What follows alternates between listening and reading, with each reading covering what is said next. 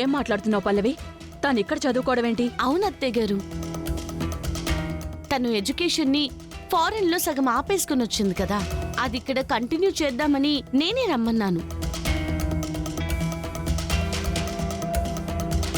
పైగా చందుకి ఉషకి మీరు దగ్గరుండి ప్రేమతో మరీ పెళ్లి జరిపించారు. మీ చిన్న కోడలు చదువు మధ్యలో ఆపేస్తే దాన్ని మీరు కంటిన్యూ చేయొద్దంటారా ఏంటి? మనకెలాగో కాలేజ్ ఉంది కదత్తయ్య, మీ ఎంకరేజ్మెంట్ తో తను మాతో పాటు ఇక్కడే చదువుకుంటుందని చెప్పి వచ్చేయమని చెప్పాను. తను కూడా వచ్చేసింది.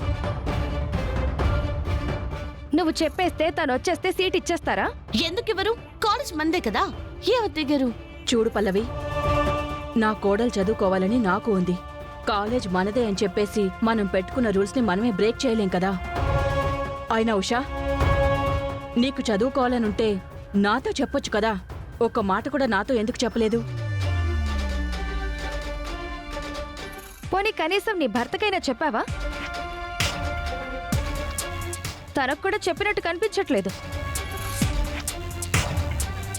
ఏ తను చెప్పలేదని చందు ఆల్రెడీ నీకు ఫోన్ చేసినట్టున్నాడు. చెప్పాడు. మరి ఇంకేంటి విషయం? అదే అత్తయ్య గారు, రూల్స్ ని పక్కన పెట్టి ఉషా కూడా కాలేజ్ లో సీట్ ఇచ్చేసేయండి. ఏంటే ఆంటీని బెదిరిస్తున్నావా?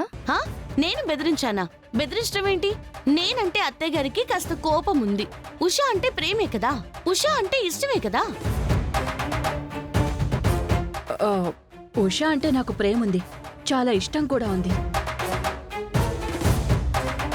కానీ rule is rule, rule for all. ఉషాకి ఇక్కడ సీట్ ఇవ్వడం కుదరదు. అత్తయ్య గారు, అది కాదు.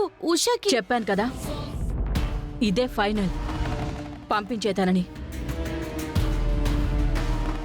అత్తయ్య గారు, అత్తయ్య గారు,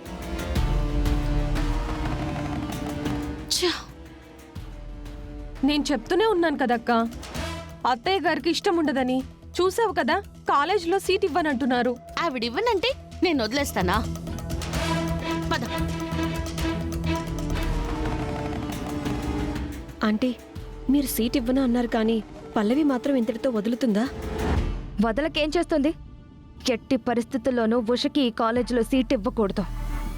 నేను కాదన్నాక సీట్ ఎవరిస్తారు? మీరేం టెన్షన్ పడకండి. అక్క, నేను ఇంటికి వెళ్తానక్క. ఏంటి వెళ్ళేది? నువ్వు కాలేజ్ లో జాయిన్ అవుతున్నావు. నేను చెప్తున్నాను కదా, పద నువ్వురా. అత్తయ్య గారు వద్దంటున్నారు కదక్క. ఆవిడ అలాగే అంటారు కానీ నేను అనుకున్నది జరుగుతుంది. నువ్వేం టెన్షన్ పడకు. ఉషా, నువ్వేంటి ఇక్కడ? తిను కాలేజ్కి వచ్చిందేంటోదనా? తన ఎడ్యుకేషన్ ని మధ్యలో వదిలేసింది కచ్చంటి. మన కాలేజ్ లో జాయిన్ చేస్తే కంటిన్యూ చేస్తుందని నేనే పిలిపించాను. అవునా? Very good. కానీ అత్తయ్య గారు ఇప్పుడు కాలేజీలో సీట్ ఇవ్వడం కుదరదని చెప్పారు చంటి. అదేంటి? కాలేజ్ మందే కదా. మనదే కానీ రూల్స్ అంటూ ఉంటాయి కదా అని అంటున్నారు. అయినా తనని ఇక్కడే కాలేజ్ లో జాయిన్ చేయాలి.